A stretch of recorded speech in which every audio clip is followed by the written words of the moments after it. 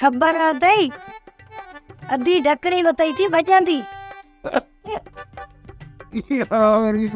नहीं गाला छा ती कर ठीक है सच्ची जिंदगी दर करे भॼण ई टुकड़ में घर दी। मां इहा ॻाल्हि थी कयां त वतई थी गूंगे जी शादीअ जे लाइ पंध कंदी। चए थी त इजाज़त ॾियो। बुध लाला जो बार बदलाणो आहे। अरे अथई के 5 रुपया हड़ में जो न्याणी अखी के 5 वॻा ॾे। हाँ ॿुधा त सही। इहो कहिड़ो मसइलो आहे वॾो यारू वरो जे मंथी आई ॾींदासीं ॿिनि ॿकरनि खे लाटूरी। बाक़ी बचियूं अथई 5 ॿकरियूं उन्हनि खे बि ॾे घुमरी। बाक़ी घर जो गाॾो कीअं हलंदो? ॿुध पोइ वरा तुंहिंजी कहिड़ी सलाह आहे? हाणे तूं हीअं कर। छा कयां? ॿुधायां थी।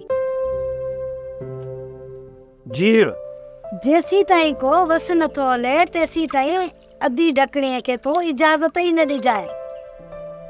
खैरी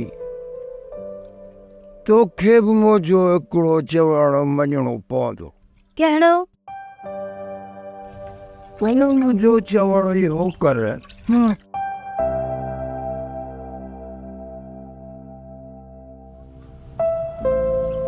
जो तो ही घणी अधी ढकणीअ खे जवाब ॾेई सघ। अड़ो मूंखे ख्वार न कर। मूंखे ख्वार न कर। मूंखे पंहिंजा ढकणीअ को ॼुंडा न आहिनि पटराइणा। तूं बि त अधी ढकणीअ खां घटि थोरी।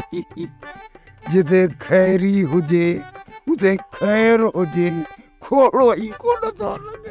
हाणे तूं मूं लाइ घणो सियाणो न थी। जेका ॻाल्हि कयां थी उहा कन खोले ॿुध। हिन सियाणे में सिर्फ़ु रुगो 2 कन वञी बचिया आहिनि। से बि खुलियल आहिनि। जी ॿुधाए।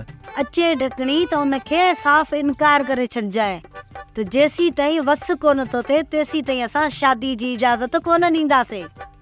मां न हुनजे मुंहं ते हा बि कयां चवां बि पोइ बि ना करे छॾिजांइ।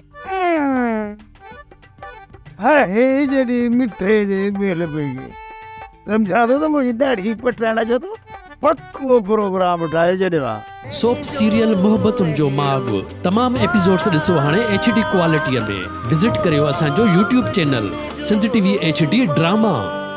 सब्सक्राइब कयो असांजो official YouTube channel Sindh TV HD drama ऐं वधीक अपडेट लाइ बेल आइकन खे क्लिक करियो।